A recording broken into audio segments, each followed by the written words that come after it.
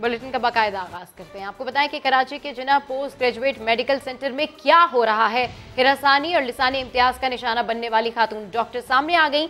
समा को दिए गए इंटरव्यू में डॉक्टर नाजिश भट्ट ने कहा है कि उन्हें इंतजामिया का चहीता डॉक्टर 1 साल से हिरासा कर रहा है। इसके साथ साथ कहा कि वो डॉक्टर लिसानी बुनियादों पर झगड़ता है और सांगड़ तबादला हो जाने के बावजूद बदस्तूर जिना अस्पताल में काम कर रहा है। मेरा नाम डॉक्टर नाजिश भट्ट है। मैं कंसल्टेंट गैस्ट्रोएंट्रोलॉजिस्ट हूँ और मैं इस वक्त हेड ऑफ़ द डिपार्टमेंट हूँ जिना पोस्ट ग्रेजुएट मेडिकल सेंटर में गैस्ट्रोएंट्रोलॉजी के वार्ड की। मुझे कॉन्स्टेंटली 1 साल से हरासमेंट की जा रही है और वो एक शख्स है जो मुझे परेशान कर रहा है 1 साल से। मुख्तलिफ व्हाट्सएप ग्रुप्स में वो किरदार कशी करता है और अब्यूज़िव वर्ड्स यूज़ करता है। ये शख्स ऐसा है, इतना ताकतवर है कि इसके आगे जो सेक्रेटरी का लेटर है उसकी भी कोई हैसियत नहीं है। ये वापस अपने शहर में नहीं गया। ये गुंडागर्दी जिना अस्पताल में जारी है। इसकी एडमिनिस्ट्रेशन को सब कुछ पता है। एडमिनिस्ट्रेशन भी इसके आगे कुछ नहीं कर सकती। एडमिनिस्ट्रेशन के लोग इसके साथ खड़े होकर तस्वीरें खिंचवा रहे हैं। अब जो इसने नया काम शुरू करा है, इसने मेरी एथनिसिटी को टारगेट करना शुरू कर दिया है। एक फ़ेक न्यूज़ छपवाई है कि मेरा कोई डोमिसाइल के इशूज़ हैं या कुछ है। तो अगर उसके इशूज़ हैं तो उसके लिए भी अलग कमेटी बननी चाहिए। सबके डोमिसाइल चेक होने चाहिए, कोई यहाँ पे कैसे काम कर रहा है। डॉक्टर अज़रा पेचो से रिक्वेस्ट मैं करूँगी एज़ अ मदर और एज़ अ डॉक्टर वो इस मैटर को देखें कि एथनिसिटी के बेसिस पे जिना अस्पताल में एक लड़ाई का कोई मैदान खड़ा करना चाह रहे हैं ये लोग। इस चीज़ को रुकवाएं। कराची के जिना अस्पताल में खातून डॉक्टर को हिरासा करने के खिलाफ डॉक्टर्स और पैरामेडिक्स ने एहतजाज किया। एहतजाजी मुलाजमीन ने डायरेक्टर JPMC के ऑफिस का घेराव भी किया। जिना अस्पताल के डॉक्टर्स और पैरामेडिक्स ने तमाम शोबों में काम बंद कर दिया। हड़ताली अमले के डायरेक्टर JPMC शाहिद रसूल से मुज़ाकरात नाकाम हुए तो उन्होंने डायरेक्टर JPMC के ऑफिस का घेराव कर लिया। मुजाहिरीन ने 1 घंटे बाद एहतजाज खत्म कर दिया। एहतजाज के मामले पर डायरेक्टर JPMC शाहिद रसूल को सेक्रेटरी हेल्थ ने तलब कर लिया है। और अभी आपको बताएं कि न्यूजीलैंड क्रिकेट टीम के कप्तान केन विलियमसन ने दौरा पाकिस्तान मनसूखी पर शर्मिंदगी का इजहार कर दिया। कहा ज्यादा तफसीलात तो नहीं पता, लेकिन ये सब अचानक हुआ। उम्मीद है तमाम मुल्क अपनी क्रिकेट अपने ही मुल्क में खेलेंगे। न्यूजीलैंड ने एक तरफा तौर पर दौरा मनसूख करके गलत मिसाल कायम की। उम्मीद है इंग्लैंड की टीम पाकिस्तान आएगी। Chief executive PCB Wasim Khan कहते हैं पाकिस्तान ने होम सीरीज न्यूट्रल ग्राउंड पर ना खेलने का फैसला किया है। न्यूजीलैंड क्रिकेट बोर्ड के चीफ एग्जीक्यूटिव डेविड वाइट का कहना है कि सीरीज मनसूखी का उतना ही दुख है जितना पाकिस्तान को है। उम्मीद है मुस्तकबिल में ये मैचेस रीशेड्यूल होंगे। इंग्लैंड की टीम पाकिस्तान आएगी या नहीं, PCB को जवाब का इंतजार है। सिक्योरिटी का बहाना बनाकर पाकिस्तान का दौरा अधूरा छोड़ने के बाद कीवी बोर्ड के पाकिस्तान को दिलासे, सीरीज को रीशेड्यूल करने की उम्मीद दिला दी। कीवी मीडिया के मुताबिक चीफ एग्जीक्यूटिव डेविड वाइट का कहना है कि PCB के साथ अच्छे ताल्लुकात हैं, कोशिश करेंगे पाकिस्तान के साथ करीबी ताल्लुकात को बरकरार रखें। उम्मीद है मुस्तकबिल में ये मैचेस रीशेड्यूल जरूर होंगे। डेविड वाइट ने मजीद कहा कि पाकिस्तानी क्रिकेट से मोहब्बत करने वाले लोग हैं। सीरीज मंसूख होने का हमें भी उतना ही दुख है जितना पाकिस्तानियों को है। दूसरी जाने पाकिस्तान क्रिकेट बोर्ड 2 मैचेस की सीरीज के लिए इंग्लिश क्रिकेट बोर्ड के जवाब का मुंतजिर है। इंग्लैंड ने सीरीज से मुताल्लिक 48 घंटे में फैसला करने का कहा था। न्यूजीलैंड में उतनी फोर्सेस नहीं जितनी हमने उन्हें सिक्योरिटी दी। वजीर दाखिला शेख रशीद की अपोजिशन की तनकीद मुस्तरद। कहा अपोजिशन शीशे के घर में बैठकर शेख रशीद और वजारत दाखिला पर पत्थर न बरसाए। पाकिस्तान इस खित्ते का अहम मुल्क है।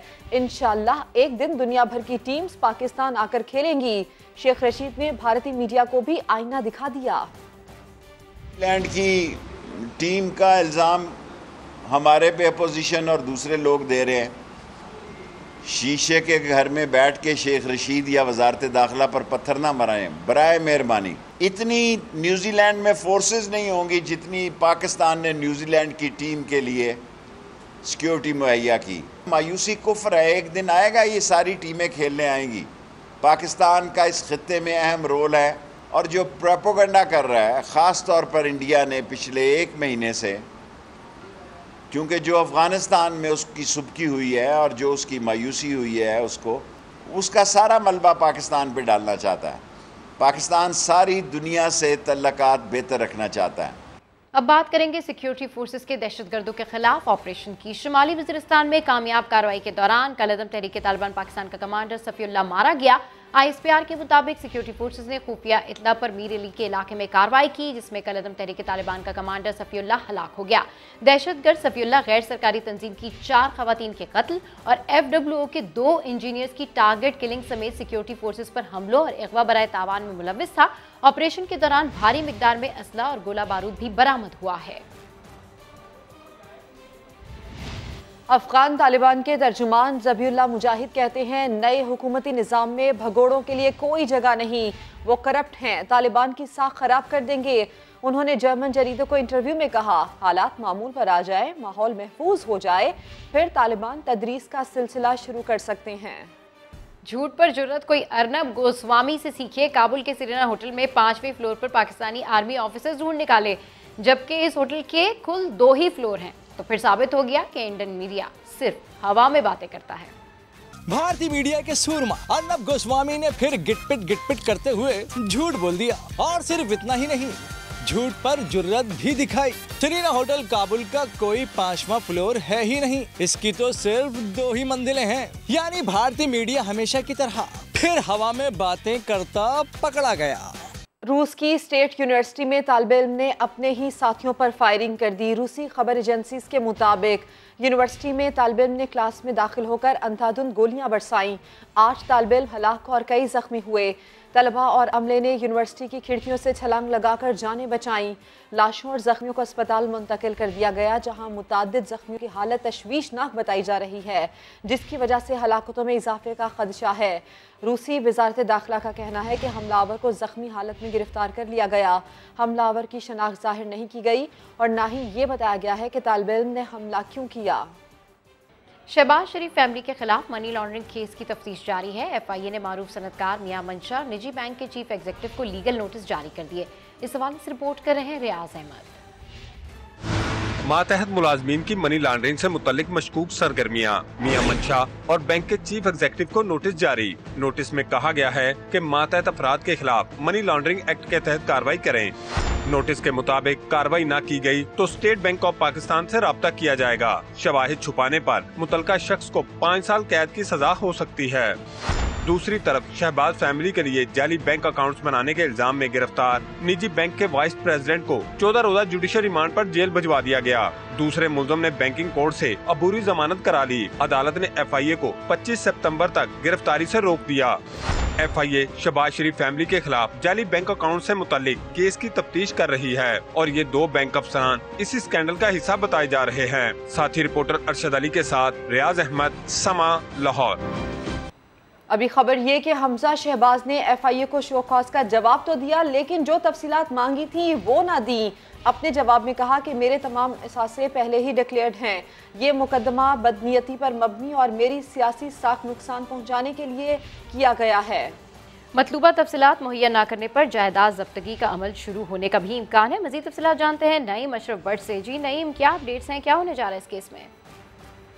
जी सबब जो तफसीलात मांगी थी FIA ने शो का नोटिस में हमजा शहबाज से, वो तो उन्होंने नहीं दी, बल्कि जो पहले उनसे इन्वेस्टिगेशन में जो जिस तरह के जवाब वो देते रहे वही उन्होंने दोहरा दिए अपने जवाब में, और ये कहा कि ये बदनीति पर मबनी मुकदमा है, झूठा है और उनकी सियासी साख को नुकसान पहुँचाने के मुतरादिफ है। और ये भी कहा कि उन्होंने तमाम अपने जो एसेट्स हैं उनकी तफसीलात FIA को दे चुके हैं, वही हैं तफसीलात, इससे ज़्यादा नहीं। जबकि उन्हें पूछा ये गया था कि जो 25 अरब की मशहूर ट्रांजेक्शन हुई हैं, जो चपड़ासी या क्लर्क जो हैं उनके अकाउंट्स में अरबों रुपए आए हैं, वो कैसे आए, और वो मुलाजम भी रमज़ान और अल अरेबिया शुगर मिल्स के हैं, और रमज़ान शुगर मिल के वो CEO और डायरेक्टर भी हैं और शेयर होल्डर हैं अल अरेबिया में, तो उसका जवाब नहीं दिया। दूसरा उन्हें पूछा गया था कि जो आपके एसेट्स हैं, जैसे कि जोहर टाउन में 10 कनाल का प्लाट है, जुडिशल सोसाइटी में है, फिर चिन्योट में 250 कनाल ज़मीन है, इस तरह मुख्तलिफ और एसेट्स हैं, इनके ज़राए आप बताएं कि ये कहाँ से आपने ख़रीदा, उसका जवाब भी नहीं दिया गया। और इस वजह से जो उन्हें 30 रोज दिए गए थे शोकार के, उसके बाद क्योंकि वो मतलूबा जवाब नहीं आया और अब जायदाद जब्तगी का अमल जो है वो तो जल्द शुरू होने वाला है और उसका फैसला FIA कर चुकी है। लगता यह है कि हफ्ते या 10 दिन में जो जायदाद जब्तगी का मामला है, जो प्रोसेस है, वो शुरू होने का इम्कान है, क्योंकि जो मतलूबा जवाब थे FIA ने जो पूछे थे वो उन्हें नहीं मिले मनी लॉन्ड्रिंग के केस में। और ये जी बिल्कुल, जो मतलूबा तफसीलात थी वो तो मुहैया नहीं की गई, जिस पर जायदाद जब्तगी का अमल शुरू होने का इम्कान है। अपडेट करने के लिए शुक्रिया नईम अशरफ भट्ट। बराह रास्त आपको लिए चलते हैं। वफाकी वज़रा आज़म स्वाति और बाबर अवान प्रेस कॉन्फ्रेंस कर रहे हैं। यही हमारा मुतालबा है, लेकिन आज आप अपोजिशन की जबान बोलकर अपोजिशन के उस मकरू करदार को सामने लाकर जिस तरीके से खिलवाड़ बमुकाबला हमारी हुकूमत के कर रहे हैं, इंशाल्लाह सीसा प्लाई दीवार की तरह खड़े हैं। इसलिए रोको अगर रोक सकते हो। जिस पायलट प्रोग्राम के लिए आपको सुप्रीम कोर्ट ने कहा और आपने इलेक्शन एक्ट 2017 के अंदर बाकायदा तौर पे पार्लिमान ने आपको कहा, उसका क्या किया आपने? वो इलेक्शन एक्ट तो 2017 के अंदर हमने पास करके आपको दिया था। कितने साल गुजर गए कि आज कहते हैं कि वक्त नहीं है, एल्फी पकड़ गई, फिर क्या होगा? इंशाअल्लाह सिकंदर सुल्तान राजा साहब, फिर मैं आपको एक बार याद दिलाता हूं कि हारता वो है जो हार मानता है। आओ देखो, कानून और आईन जबरदस्त है कि तुम्हारी जात, और इंशाअल्लाह ताला बाबर अवान साहब आपके सामने बात करेंगे पूरी तफसील से, ताकि आईन और कानून की उन शिकों का महासल क्या है, क्या आप करने जा रहे हैं, क्यों इतने अजीम इदारे को तबाह करने पे आप तुले हुए हैं, किसके कहने पे? ये मैं आपसे पूछना चाहता हूं। ये कौम पूछना चाहती है, बैरून मुल्क पाकिस्तानी आपसे पूछना चाहते हैं।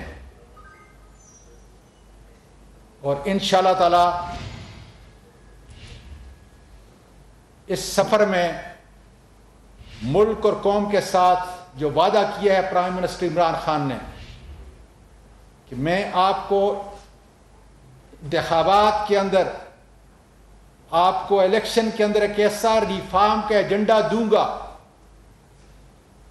जिसके जरिए से आइंदा आने वाला इंतखाब 2023 का शफाफ, गैर जानबदार, जो हमारे कानून और आईन की और हमारी अदालत उज़्मा की पहचान है, ऐसा सिस्टम खुदा के फजल से हमारी हुकूमत मुल्क और कौम को देगी।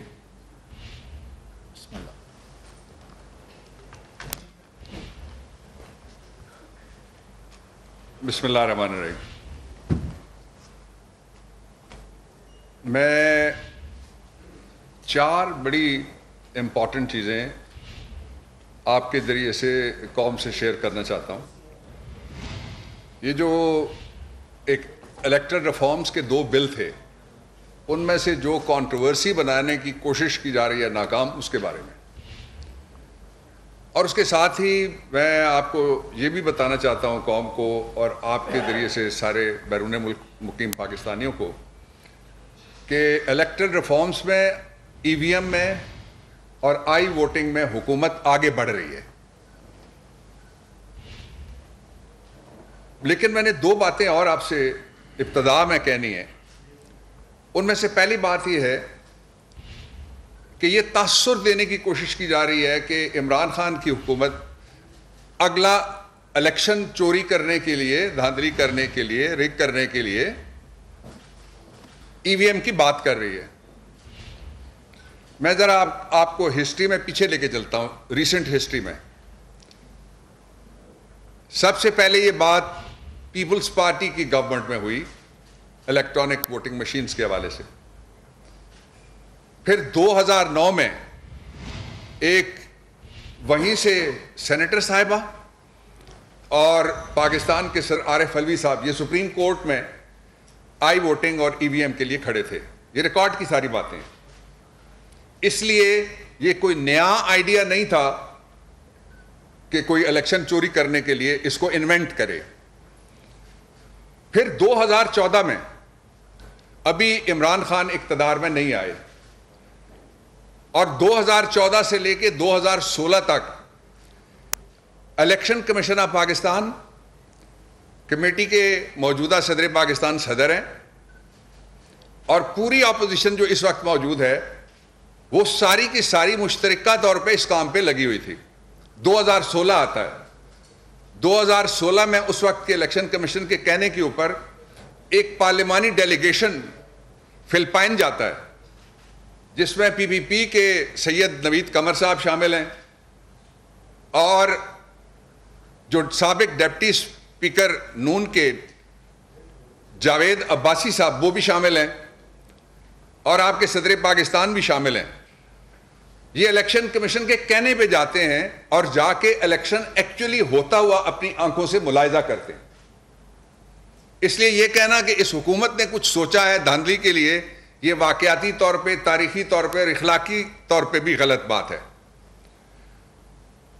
उसके बाद 2017 आता है। आपको पता है 2017 में किसकी हुकूमत है? नवाज शरीफ साहब की हुकूमत।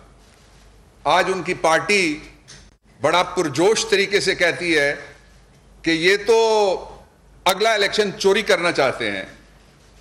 मैं इसका एक सेंटेंस में जवाब देना चाहता हूं कि अगला इलेक्शन आजम स्वाति और मुशीर पार्लिमानी उमूर बाबर अवान की न्यूज़ कॉन्फ्रेंस जारी है। इसमें उनकी जानिब से ये कहा गया है कि इलेक्शन कमीशन का सबसे ज़्यादा हमें पास है। अपोजिशन लीडर पर मनी लॉन्ड्रिंग के मुतादिद मुकदमात चल रहे हैं, बहुत से राज पर्दे में हैं, मैंने हल्फ लिया हुआ है। अफसोसनाक खबर देंगे अब परदीर से, जहां जुर्गी के दौरान फरीकैन में कलामी हो गई। फायरिंग से 9 अफराद जान से गए, 8 जख्मी हो गए। पुलिस के मुताबिक फरीकैन में ज़मीन का तनाज़ा चल रहा था जिसके फैसले के लिए बरावल में जिरगा किया गया, जहां तल्ख कलामी पर दोनों पार्टीज़ ने एक दूसरे पर गोलियां बरसा दी। जख्मी और लाशों को मुकामी अस्पताल मुंतकिल कर दिया गया है, जहां से 4 अफराद को तशवीशनाक हालत में पेशावर और तिमरगरा रेफर कर दिया गया है, जबकि अस्पताल में एमरजेंसी नाफिज करके शहरियों से खून अतिया करने की अपील की गई है। कौमी असम्बली कायमा कमेटी बराए तवानाई के इजलास में पावर डिवीजन हुक्काम ने मुल्क में ओवर बिलिंग का एतराफ़ कर लिया। MD पेप्को ने कहा कि ईद उल अज़हा और आशूरा की छुट्टियों के बायस जुज़वी और ओवर बिलिंग हुई। बात करेंगे समा के नुमाइंदे वहाब कामरान से। वहाब बताइएगा कि कहाँ कहाँ ओवर बिलिंग हुई है, इसकी क्या तफसीलात हैं? देखिए जी, चौधरी सालिक हुसैन की ज़ेर सदारत कौमी असम्बली की कायमा कमेटी के इजलास में आगा रफ़ीउल्लाह जो रुकन कमेटी थे, उन्होंने सवाल किया कि कराची के हल्का NA 238 में शिकायत मौसूल हुई हैं उन्हें कि वहाँ पर ओवर बिलिंग की जा रही है कि इलेक्ट्रिक की जाने से, जिस पर पावर डिवीजन हुकाम और ख़ासतौर पर MD पेप्को ने कमेटी को बताया कि न सिर्फ कराची बल्कि लाहौर समेत मुल्क की मुख्तलिफ तकसीम कार कंपनियों से ये शिकायत मौसूल हुई हैं। ताहम इसकी वजह ईद उल अज़हा और आशूरा की छुट्टियाँ थीं, क्योंकि इस दौरान मीटर रीडर अवेलेबल नहीं थे, इसलिए जो है वो अंदाज़ों के मुताबिक कुछ ओवर बिलिंग की शिकायत मौसूल हुई हैं। और उनका ये भी कहना था कि जो भी शिकायत मौसूल हुई और जिन सारिफिन को इजाफी बिलिंग की गई उनको दोबारा एडजस्टमेंट करके उनके इजाफी पैसे वापस कर दिए जाएंगे। ताहम कमेटी ने इस पर बरहमी का इजहार किया और उनका कहना था कि जो भी है इस सारे नुकसान का आज़ाद किया जाए और कोई ऐसा सिस्टम लाया जाए जिसमें कम से कम गलती का अंदेशा हो। तफसील के लिए शुक्रिया वहाब कामरान। ब्रेक के बाद आपको कोरोना की सूरत हाल बताएं। मुल्क में कोरोना वायरस से अमवात और नए मरीजों की तादाद में नुमाया कमी आने लगी है। 24 घंटे में 40 मरीज जान से गए, 2167 नए केसेस रिपोर्ट हुए, जिसके बाद शरह 5% से भी कम हो गई है। National command and operation centre के मुताबिक गुज़िश्ता रोज़ कोरोना के बायस खैबर पख्तूनख्वा में 17, सिंध में 12 और पंजाब में 11 मरीज दम तोड़ गए। मुल्क में मजमूई अमवात की तादाद 27,246 हो गई, जबकि 51,000 से ज़्यादा अफराद का कोरोना टेस्ट किया गया, जिनमें से 2,167 की रिपोर्ट मुस्बत आई। इस वक्त मुख्तलिफ अस्पतालों में 5,065 कोरोना मरीज ज़ेर इलाज हैं। और लाहौर समेत पंजाब भर में डेंगू के केसेस सामने आने लगे हैं। वज़ीर आला पंजाब ने इंसदादे डेंगू मुहिम तेज़ करने की हिदायत कर दी। दानियाल उमर रिपोर्ट करेंगे। लाहौर पर डेंगू मच्छरों ने हमला कर दिया है। अगर आपके घर से डेंगू लार्वा मिला तो आपके खिलाफ क्या कार्रवाई होगी, आइए जानते हैं। लाहौर में डेंगू बुखार के केसेस की तादाद 500 से तजावज कर गई। केसेस में इजाफे पर टीमें फील्ड में निकल आईं। घर घर जाकर एक एक जगह को चेक किया जाने लगा। खवातीन वर्कर्स छतों पर जाकर पानी की टंकियों समेत मुख्तलिफ चीजों से नमूने लेती हैं। डिप्टी हेल्थ ऑफिसर के मुताबिक डेंगू लार्वा बरामद होने पर घर के बाहर लाल स्टिकर चिपका करके 200 मीटर तक स्प्रे किया जाता है। अगर आप 2-3 दिन से ज्यादा पानी खड़ा होता है वो लार्वा बन जाता है। ठीक है, आप कोशिश करें कि 2 दिन, 1 दिन, 2 दिन बस पानी आप रूम छतों पे भी खुद विजिट करें घर वाले। फ्रिज की ट्रे लोगों को नहीं अवेयर कि फ्रिज की ट्रे भी होती है। ठीक है, फ्रिज की ट्रे में भी हमें लार्वा मिला है। इवन कि बैक ट्रे होती है फ्रिज की, उसमें से भी लार्वा हमें रिपोर्ट हो रहा है। डेंगू टीम के साथ एक माहिर हशरात की मौजूदगी भी यकीनी बनाई गई है जो शहरियों की रहनुमाई कर रहे हैं। घरों के अलावा कमर्शियल जगह हैं या कोई इस तरह की जगह है, अगर उधर से लार्वा मिलता है तो डीसी साहब की डायरेक्शंस के मुताबिक उस पर पर्चा दिया जाता है। लाहौर में 24 घंटे के दौरान 1300 मुकामात से डेंगू लार्वा मिलने पर तलब किया गया है। वजीर आला पंजाब सरदार उस्मान बुज़दार ने इंसदादे डेंगू प्लान पर 100% अमल दरामद की हिदायत जारी की है। कैमरामैन खुरम फयाज के साथ दानियाल उमर, समा, लाहौर। कराची वालों तैयार हो जाओ, बादल गरजेंगे भी और बरसेंगे भी। महकमा मौसमियात ने शहर कायस समेत सिंध भर में बारिशों का अलर्ट जारी कर दिया। 23 से 25 सितंबर के दौरान तेज हवाओं के साथ गरज चमक के साथ बारिश होने का इम्कान है। बराबर सिलसिला है मानसून हवाओं का, वो 22 सितंबर से सिंध में दाखिल होगा। कराची में अलबत्ता 23 के आफ्टरनून से इम्कान है तो मॉडरेट बारिश होगी, लेकिन किसी किसी जगह पे नॉर्थ ईस्टर्न साइड पे, ईस्टर्न साइड पे कराची की, और किसी किसी वक्त एट टाइम्स तेज स्पेल भी हो सकता है मानसून की, जो जैसे हम स्पेल इस सितंबर का तीसरा स्पेल कहेंगे और ओवरऑल 5वां स्पेल होगा। उमर शरीफ की तबीयत पहले से बेहतर हो रही है। एयर एम्बुलेंस का प्रोसेस शुरू हो गया है। आइंदा 2 से 3 रोज में रवानगी का शेड्यूल आ जाएगा। बेटे जवाद उमर ने प्रोग्राम नया दिन में गुफ्तगू करते हुए बताया कि वाशिंगटन में डॉक्टर तारिक शहाब और उनकी टीम तैयार है। उन्होंने कौम से दुआओं की अपील भी की। तबीयत अल्हम्दुलिल्लाह बेहतर है, स्टेबल है, अल्लाह का शुक्र है। और जो प्रोसेस है एयर एम्बुलेंस का वो स्टार्ट हो चुका है। तो I think in the next 2 to 3 days वो हमें स्केड्यूल जारी कर देंगे अपना, जिसमें वो हमें बताएंगे कि कब वो यहाँ लैंड कर रहे हैं कराची और हम कब फ्लाई कर रहे हैं। डॉक्टर तारिक शहाब साहब की टीम पूरी रेडी है वहाँ पर और उनका जो है सारी चीजें ऑलमोस्ट कंप्लीट है। बस वो वेट कर रहे हैं क्योंकि एयर एम्बुलेंस के एक पूरा प्रोसेस होता है अपना, और वो जितना टाइम उनको लगता है वो उतना लगता ही है। उसमें वो पूरे अपनी चीजें पूरी करते हैं। फिर और सबसे पहले उसका जो स्टेप होता है वो वीजा होता है। तो वीजा हमें मिल चुका है, उसके बाद उनको हमने अप्रोच कर दिया है। लाहौर में पानी के गैर जरूरी इस्तेमाल को रोकने के लिए वासा मुतारिक है। गाड़ियां धोने और बिला वजह छिड़काव करने वालों को भारी जुर्माने किए जा रहे हैं। इस हवाले से रिपोर्ट कर रही हैं शाहीन मिशाल। गाड़ी धोएंगे या पाइप लगाकर गली में पानी का छिड़काव करेंगे तो पकड़े जाएंगे और जुर्माना होगा। ऐसा मैं नहीं, वासा हुकाम कहते हैं। लेकिन ऐसा होगा क्यों, चलिए आपको बता दें। साफ पानी एक नेमत, और इस नेमत का ज़िया अब पड़ेगा महंगा। जो शहरी पाइप लगाकर अपनी गाड़ी धोएगा या करेगा घर के रैंप की धुलाई, वासा या डॉल्फिन की तरफ से इसे 2000 रुपए का चालान थमा दिया जाएगा। डीएचए में रहने वाले 5000 रुपए जुर्माना अदा करेंगे और अदा न करने वाले का पानी का कनेक्शन भी काट दिया जाएगा। आपको चाहिए था कि आप फर्स्ट टाइम आते, आप आके कहते जी आप इस तरह का कोई मसला है तो आप करें। तो इन्होंने कुछ नहीं कहा, आते जी बिल दिखाएं, बिल दिखा दिया, जुर्माना डालना था डाल दिया। हर बंदा अपने घर में पाइप लगा के फर्ज होता है, घर की सफाई करता है, तो किस किस को मना करेंगे आप। वासा हुकाम का कहना है कि साफ पानी को जाया होने से रोकने के लिए वाटर मीटर भी लगाए जाएंगे। वासा का अमला खुद भी अगर कहीं देख ले तो उसकी तस्वीर उतारता है और जो उनको बिल भेजता है जुर्माना, उसमें तस्वीर भी साथ भेज देता है ताकि वो साबित भी हुआ हो कि ये वाकई पानी ज़ाया कर रहा था। 2 साल तक हर घर में वाटर मीटर लगा हुआ होगा। उसमें सोशल रिस्पॉन्सिबिलिटी के साथ साथ उनको पैसे का बिल के इजाफे का खदशा हो जाएगा और वो फिर उसका ज़ाया नहीं करेंगे। इंतजामिया का कहना है औसतन योमिया फी घर को 50 गैलन पानी की फराहमी की जाती है, जबकि पानी जाया करने पर अब तक 36 लाख रुपए से जायद के जुर्माने किए जा चुके हैं। कैमरामैन लियाकत रशीद के साथ शाहीन मिशाल, समा, लाहौर। कराची के इलाके और रंगी टाउन में हर तरफ बल्दियाती मसाइल के अंबार लग गए। मरकजी सड़क पर कचरे और गंदगी के ढेर हैं। इस इलाके के रिहायशी मोहम्मद इमरान का कहना है कि बदबू के सबब जीना मुहाल हो गया है। शिकायत के बावजूद यहाँ मसाइल को हल करने के लिए कोई इकदाम नहीं हो रहा। औरंगी टाउन 8.5 का इलाका है, कतर अस्पताल से आगे। मुराद अली शाह से मेरी अपील है, बराए मेहरबानी ये कचरे खाने पर ध्यान दें। ये रोड बिल्कुल बंद पड़ा हुआ है, यहाँ पर नमाजियों को परेशानी हो रही है, स्कूल वालों को परेशानी हो रही है, शॉप वालों को परेशानी, रिहाइश इलाकों में इतनी बदबू आ रही है। एक हफ्ता कचरा उठाने वाला कोई भी नहीं है। लोग आते हैं, यहाँ के तस्वीरें बनाते हैं, विजिट करते हैं, बस चले जाते हैं। रोड बंद हुआ हुआ ये वाला, यहाँ पर एक्सीडेंट हादसा हो रहे हैं। इस कदर बदबू आती है, इस कदर इस कचरे में आग लगा देते हैं, धुएं से घर वाले रिहायशी दुकानदार परेशान हो जाते हैं। KMC वगैरह कोई भी इस पर काम नहीं करती। खंबे पड़े में इसको कोई नहीं लगा रहा, कब से पड़े हुए सड़ रहे पुराने खंबे लेके। मेरी अपील है मुराद अली शाह से क्या इस पर ध्यान दिया जाए। बुलेटिन से फिलहाल इतना ही। एक ब्रेक के बाद हाजिर होंगे हेडलाइंस के साथ। आप देखते रहिए समा।